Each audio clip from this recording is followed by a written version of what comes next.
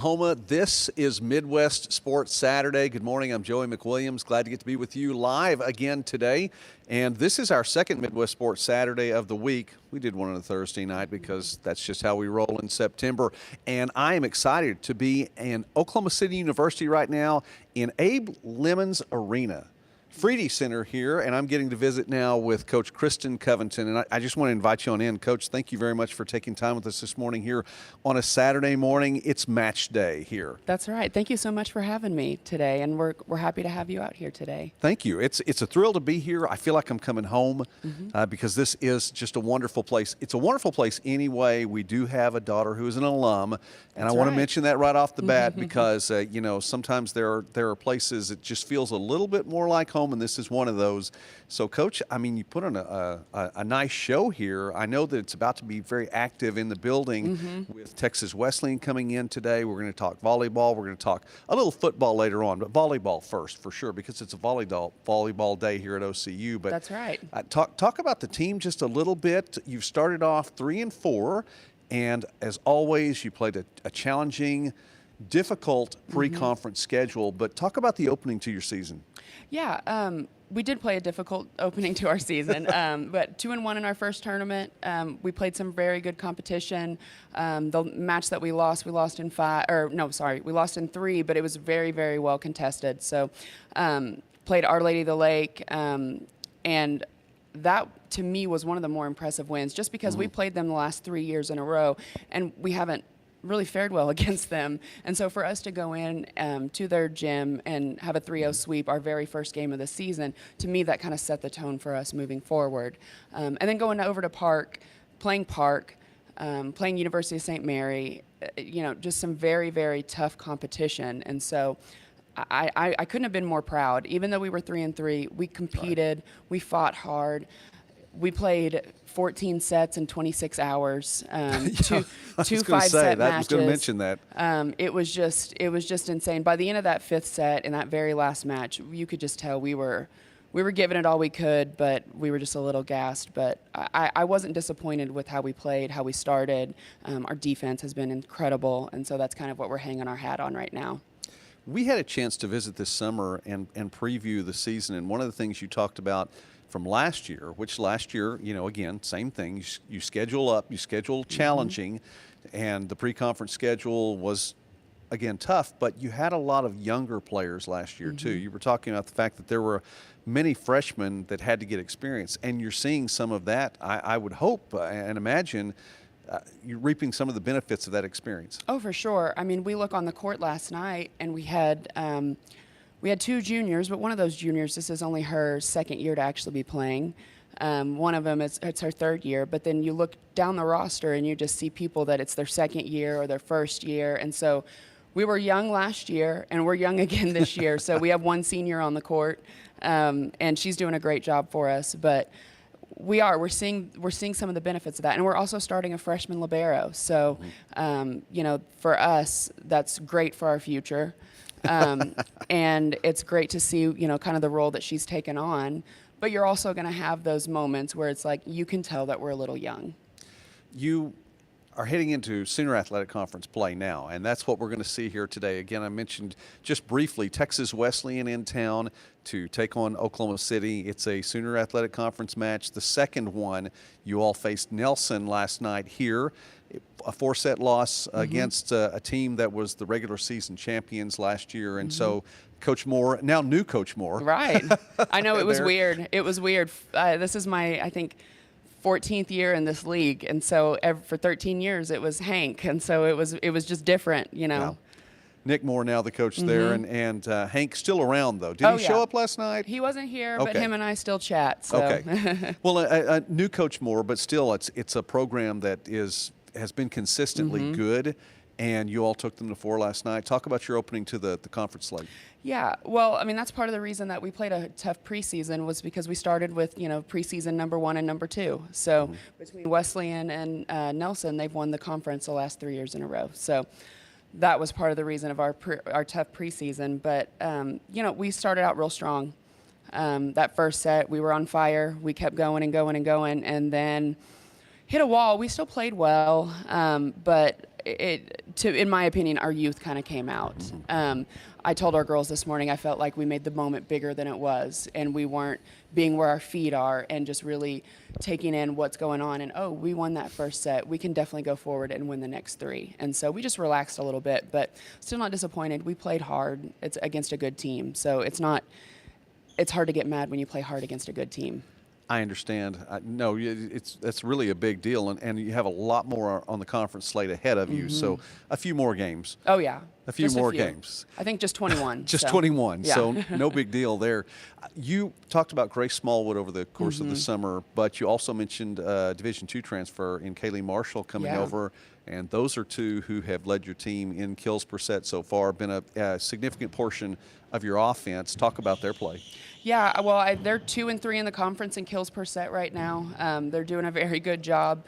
They're both very versatile. They play all the way around. They're very good defensively. And then Kaylee's a power hitter. I mean, she can go up and she hits with so much force. And then Grace can be a power hitter, but our libero is taller than our outside. Grace is, I think, only 5'6", and our libero is 5'9", but Grace can jump higher than anybody in the gym. And so she's really good at working her shots and hitting different things. And then Grace is probably the best passer on our team. So just her servicey passing is it's something that we desperately need all the time. So it's just great to have those 2, that 1-2 combination right there. She's one of those players I'm sure you like to have on the court as much as absolutely possible, the way the rotations go, right? Oh, for sure. Yeah, I don't want her to come off the floor. Okay, Natalie Adams, another person that we talked about over the summer. You talked about her being able to fare well in a 5-1. She also, when you went to a 6-2 some last year, and she was able to do well in that as well. Looks like you're running a 5-1 again to get things started here in 25, and she's averaging better than 9 assists a set. Yeah, I think she's second in assists in the conference right now. She's doing a good job. And last year our blocking was so good that we kind of switched to a 6-2, and then we were moving around to a 5-1. But Natalie worked hard this summer. I think we talked about that this summer, her working hard and getting her blocking where it needed to be. And she's been very aggressive offensively. And so I've been really proud of that transition. She ran a 5-1 her freshman year. Last year she was a second team all conference as a 6-2 setter. So I see good things for her again this year. Talk about a 5'9" libero. Yeah. Well, they do it at D1. Well, that is true. But she's just long. She makes really good plays. Kind of what a lot of teams have gone to, a lot of schools transitioning outside hitters to liberos because they're a little bit taller and they can cover a little bit more ground. But she does a very good job. As a freshman, you wouldn't think that she would have the poise that she does, and she does have a lot of poise. She, of course, has those freshman moments, but she led the state of Oklahoma in digs in 6A last year as a senior in high school, so I knew she would come in and make an impact immediately, and she surprised me in a great way. Like, she is just the poise that she plays with, her serve receive, the defensive touches. Things don't really get to her. Things just kind of roll off whenever she makes an error, which is great.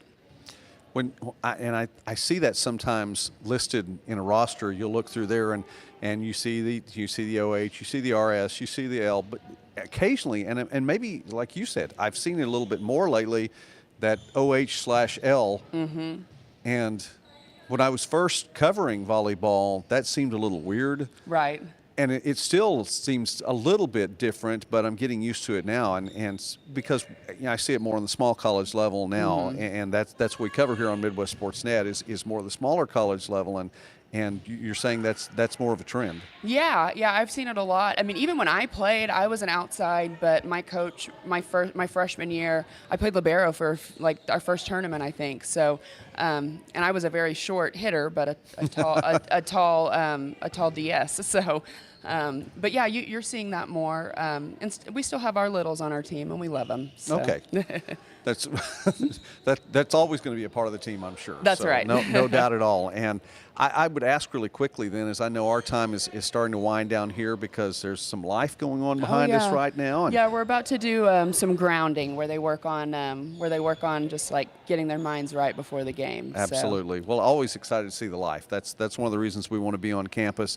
But after having been on the road to Texas, then to Missouri, being back home here, does it feel nice to play a couple of matches then on your home court? It's so nice. You know, we did have a lot of travel, and so it's nice to do these game day things that we do, have breakfast as a team on Saturday and watch some film, and our team chemistry is so good. They love each other, and so it's just nice to be home.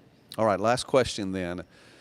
And we are supposed to have an opportunity to speak with Coach Amina Orozco, Texas Wesleyan coach, here in just a little bit. But I would ask you, what should we expect to see today? We're going to stick around here, Midwest Sports Saturday. We'll be covering this match today. What should we expect to see? I would expect to see a lot of long rallies and really good defense. Both teams average a lot of digs per set, and I think it's going to be a lot of really, really good defense and some good offense too. But I think the defense for both teams are going to shine. That's really what we've been focusing on this week, preparing for them, is just making a mess on their side. So we could see some long rallies. We saw a bunch last night. We've had rallies this. Our defense is pretty good, and we've had rallies that have been 20 touches, and so we had a couple of those last night. So, all right. Well, Coach, thank you so much for taking time. Thank you for having me. I appreciate it. Well, it's a privilege to get to be here on your home court and get to do Midwest Sports Saturday from the campus of Oklahoma City University. So thank you for letting us come. We appreciate it. Thank you. All right, that's Coach Kristen Coventon. You just set the mic right there, Coach, and we'll be able to take over from there. Here on Midwest Sports Saturday, we are live from Oklahoma City University again, Abe Lemons Arena, the Freedy Center here on the campus of OCU, and it's a fantastic day. We were talking about this prior to coming on the air.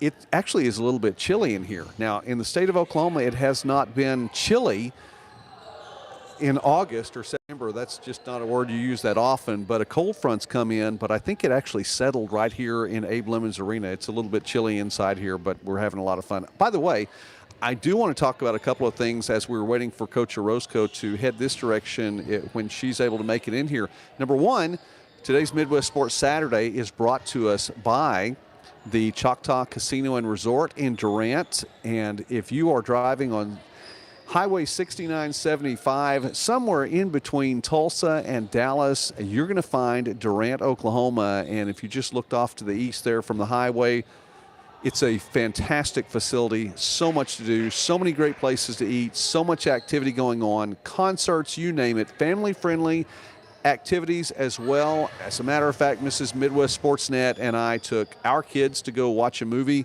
this past weekend. Stop by there. It's a great place to go for anyone and everyone, and we are very grateful for the Choctaw Casino Resort-Durant to sponsor us here on Midwest Sportsnet and Midwest Sports Saturday broadcasts a number of times over the course now of 2025, 26, so we'll talk about them a lot.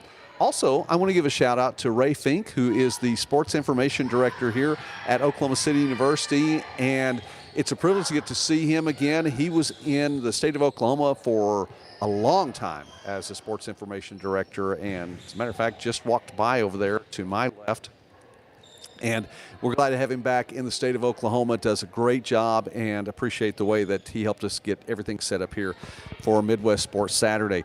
So just to touch base, we are going to get to see Coach Orozco here in just a moment. That is the plan. And a little bit later on, we will get to visit with the new head men's basketball coach for Oklahoma City University, Coach Sam Conkey, who has come to OCU from Central Baptist College over in Conway, Arkansas. We'll get to visit with him a little bit later on.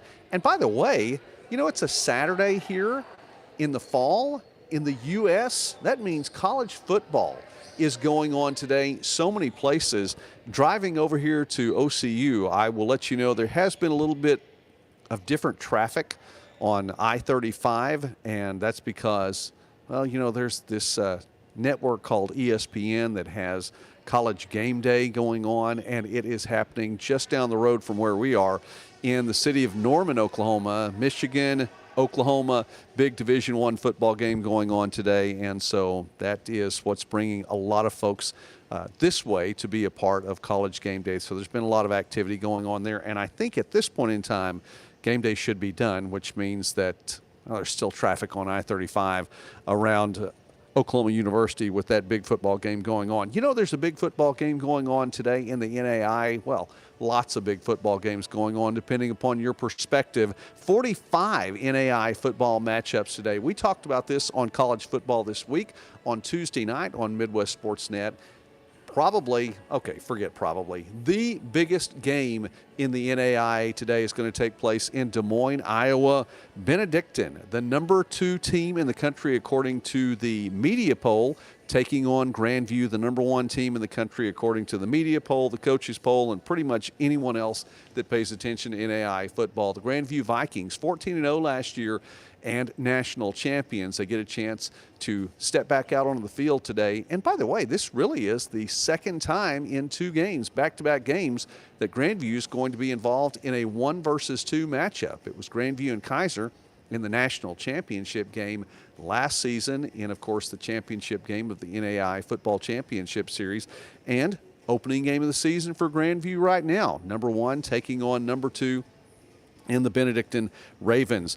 Benedictine coming off a big victory last week against Morningside, 38-34. That game was at home for the Ravens. They're in Atchison, so they go up the road a little ways to Des Moines to take on Grandview, number 1 team in the country. A lot of other good matchups on the docket today for NAIA football, including Campbellsville getting a big win last week, but one of the biggest wins probably of the weekend last week was Weber International, NAIA football team taking on an FCS team. That's right, NCAA Division I in Stetson. Now, a non-scholarship school, however, still a Division I program, and Weber International getting the big victory there. So that is a big-time matchup down in Florida today. Campbellsville taking on Weber International. Another big matchup of today is going to be taking place in Helena, as Montana Tech is coming off a victory, as are the Carroll Saints. And so the Ore Diggers and the Saints set to meet up in a Frontier Conference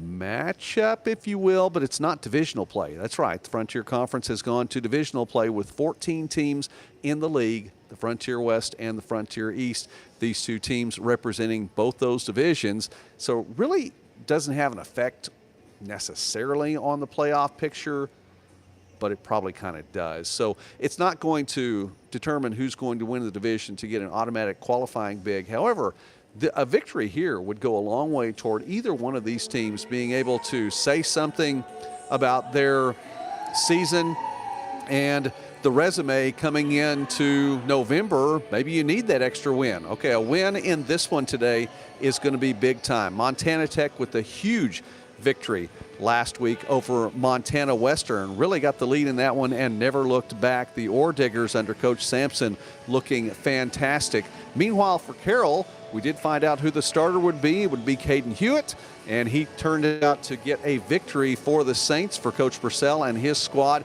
Good defense as well, as Carroll shut out Montana State Northern 20-0, and of course Tech getting the victory over Montana Western by 10, I believe, in that one. So it'll be Montana Tech and Carroll. That is in Helena today, as we await an opportunity possibly to get to visit with Coach Orozco. We'll see how that turns out if Texas Wesleyan is in the building. And I look at my production assistant now. Are the Rams in the building yet? Okay, not in the building yet, so we're going to talk a little bit more football now, and we'll get a chance to visit with Coach Conkey here in just a moment. Looking ahead, again, also on the docket today, Lindsey Wilson coming off that big victory last week against Texas Wesleyan. There we get to mention the Rams one more time. And it was a huge win for Lindsey Wilson at home in Columbia. They go on the road, travel down to Florida to take on Ave Maria, as the Gyrenes are going to be hosting in their season opener. That's against Lindsey Wilson. Culver Stockton on the road against Mid-America Nazarene. Culver Stockton picked up a pretty big win last week, a 40-point win, as a matter of fact, over Texas College. Now, this could be one of those things that you have to wonder, is it a big win or is it just a good win? We don't know what Texas College has this year. Last year, the Steers had a huge season, going 7-4, and one of the best seasons in a number of years for Texas College. So there has been some preseason hype for the Steers coming in. They were picked 4th in the Central Athletic Conference in football in the preseason coaches poll, but they travel up to Culver Stockton and come away with really getting shut out. So the Wildcats, is that good because Texas College is still good, or has Texas College dropped off just a little bit? Culver Stockton 1-0 right now, and going on the road to the ODAC. They're traveling to Olathe. That's where we were last week. as Culver Stockton will take on Mid-America Nazarene. Coach Ivan Cordova getting his first win as the new head coach for the Pioneers. That one should be a good Heart Conference matchup there. A couple of other games on the docket today as we look ahead. St. Ambrose 0-1 on the season, tough loss last week, taking on Missouri Baptist in St. Louis. And that one's going to be a tough matchup. We've been talking about Missouri Baptist on the channel for a little while now, as the Spartans really aren't getting the national recognition that you might think as a program could be getting, as it moved into the Heart Conference a couple, 3 years ago and has quietly been creeping into that middle area of the standings. I mean, in the Heart Conference, you're pretty much always going to be behind Grandview and a Benedictine and a Baker and a Mid-America Nazarene in recent years as well. So that's your tier one in the Heart Conference. Of course, the Vikings in the Heart North, and then the Pioneers and the Wildcats and the Ravens in the Heart South. Missouri Baptist picking up wins here and there. This could be that season where the Spartans under Coach Burinek pick up that big win against a Ravens team or a Wildcats team or a Pioneers team to step up in there and make some noise and be playing meaningful football in the month of November in the Heart Conference. Again, St. Ambrose on the road at Missouri Baptist. Sterling at Evangel today. Baker, we talked about the Wildcats. They go on the road. It's the season opener for Baker today as they travel to Nebraska to take on Peru State. That's in a crossover matchup in the Heart Conference, a North and a South matchup right there. Kansas Wesleyan got a good win last week, trying to continue that. They're on the road at Bethany today. Let's look at a couple more matchups here as we talk about this. Madonna. I mentioned Madonna on the channel. Madonna on the road, season opener. As a matter of fact, Madonna spends the entire month of September on the road. Season opener at Olivet Nazarene, and a good win for Coach Mitchell's team last week in overtime over Taylor. Let's talk about a couple more games here. If I were to have a prop bet, and we're going to be talking prop bets a little bit more over the course of the next week or so on college football this week, if I were to have a prop bet, I think I would put one out there for well, this one isn't a prop bet, it's just a straight up bet. Dakota Wesleyan at Dordt. Dakota Wesleyan with a win. Dordt with the season opener, they're going to do that at home. I would imagine that if Vegas had a line on this game for the over-under, and I know they don't, but if they did, I would put that at about 38.5, and I think I might take the under in this game. We're likely to see a lot of defense on display in this matchup between Dakota Wesleyan and Dordt. The Tigers with the big victory last Saturday against Dakota State, and Dordt again with the season opener right there. How about Midland? Midland goes on the road last week to a Division II opponent, rallies, nearly makes the comeback, can't quite do it. And they are on the road today. In-state rivalry there with Hastings, who picked up a good win over Doane. How about the battle for the saddle? That's also taking place today. Morningside 1-0 taking on, Morningside 0-1 taking on Briar Cliff. 1-0 on the season. Briar Cliff with a good win. Brock Saya looking good in that game as well. The GPAC Offensive Player of the Week. Well, they're going to be hosting Morningside, and the Mustangs really don't have to travel that far. This is a Sioux City matchup, a Sioux City special, if you will, and it's the battle for the saddle, which has been won 22 times out of 22 matchups by Morningside. Is this the year? Is this the year for Coach Ledecky and the Chargers to pick up that elusive win and take the saddle, well, not really back to Sioux City, it stays in Sioux City, but take it back? For Morningside, as always, we see Drew Sellen, a name we've mentioned a number of times on the program, one of the top receivers in the country, second in the country in receiving last week, and he has Zach Chevalier tossing him the ball. The defense for Morningside probably needing to step up in this one against Briar Cliff. Let's move on along. Couple more matchups that are good for the day. How about Friends? Friends put up the most points in the country last season at the NAIA level, 73 points. That is a program record for the modern era of Friends football. Also, 695 yards of total offense, of which 595 more rushing yards, and 695 yards of total offense. That is a program record in the modern era for Friends as well. Here's another matchup, William Woods at Graceland. And this is where I would say is a prop bet. I would put a prop bet out here for this one. William Woods on the road at Graceland. Graceland under new head coach Phil Stayback, but Gerald Monroe is still in the fold and still on the roster. Monroe in this one, I would put out there over-under on him to get 3.5 touchdowns receiving. So what would you take there? If you put that at 3.5 touchdowns receiving for Gerald Monroe.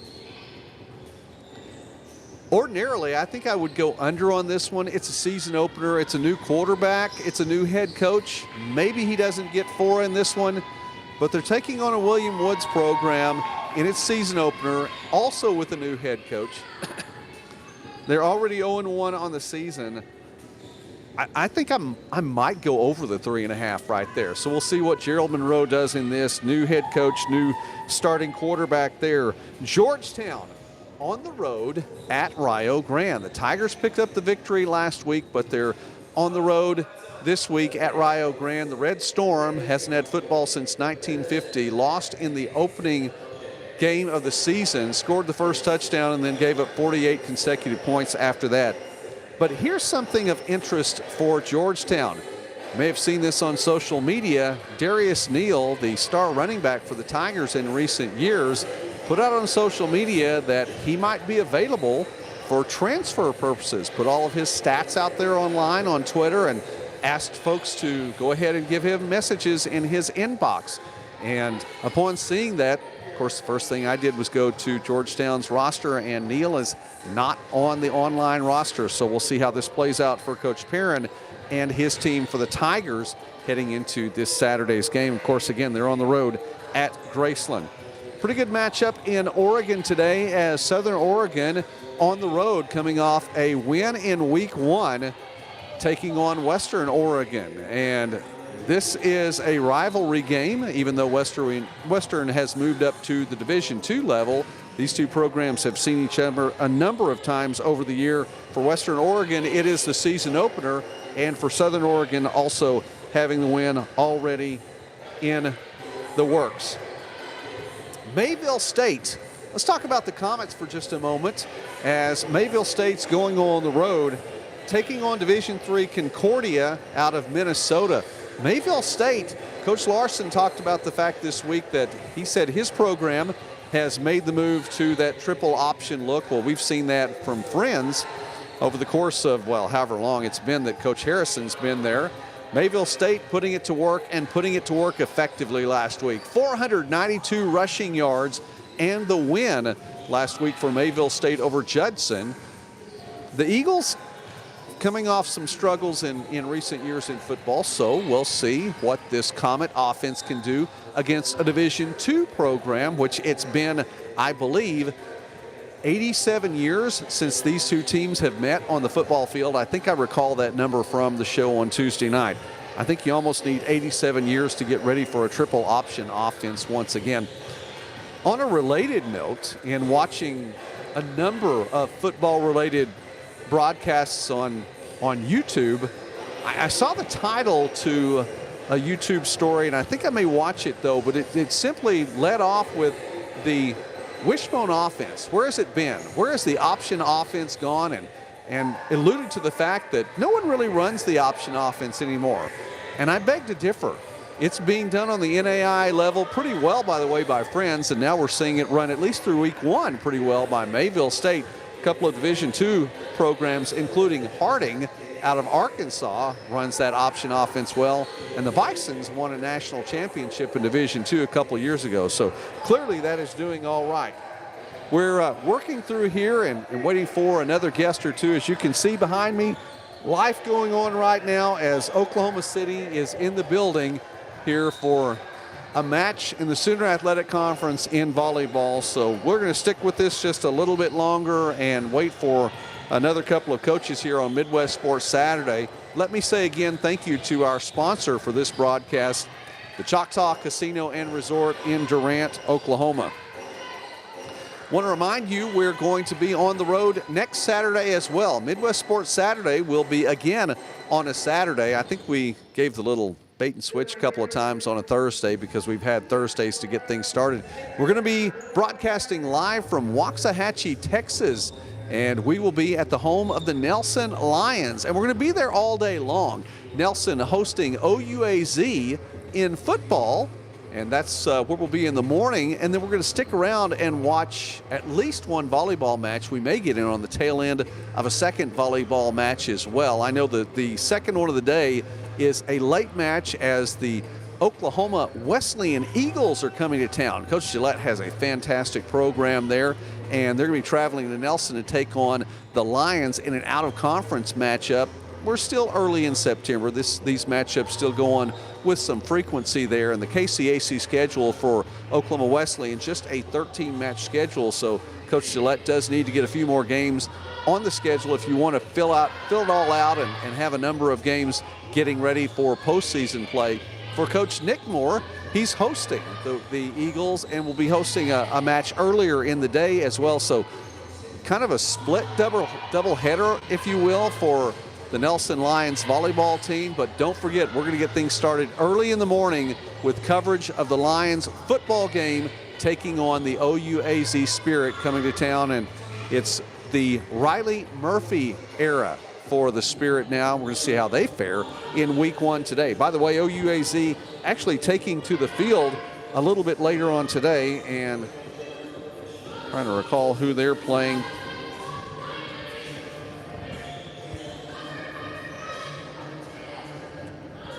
Paper a little sticky there. They are hosting Wayland Baptist today, so that one should be a good matchup right there. Season opener for both those teams, and they're playing a Sooner Athletic Conference matchup in that season opener.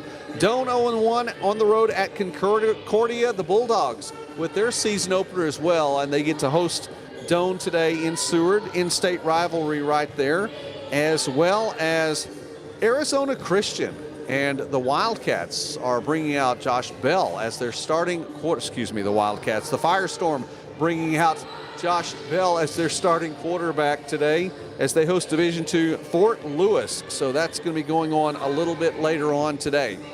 All right, it is Midwest Sports Saturday on a Saturday once again from OCU. And again, glancing behind right now, it's pretty much all OCU all the time right now getting ready for this match. It's set to get underway at 1 p.m.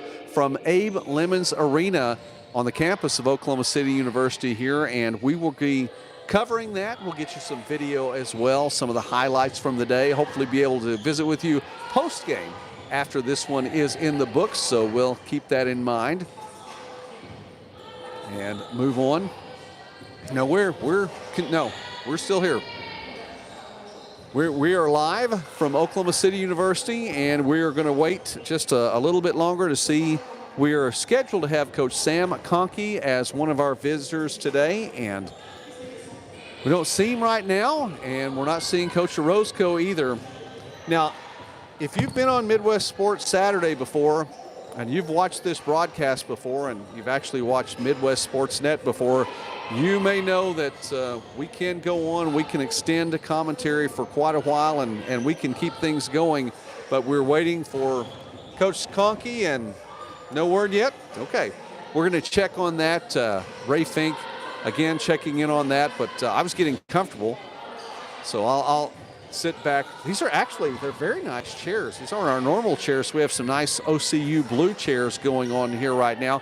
Now, I don't know if you're watching live and if you want to comment in the chat. I wouldn't be able to see it right now because of our setup right now, but please let us know from where you're watching Midwest Sports Saturday today, and let us know for whom you're going to be cheering today.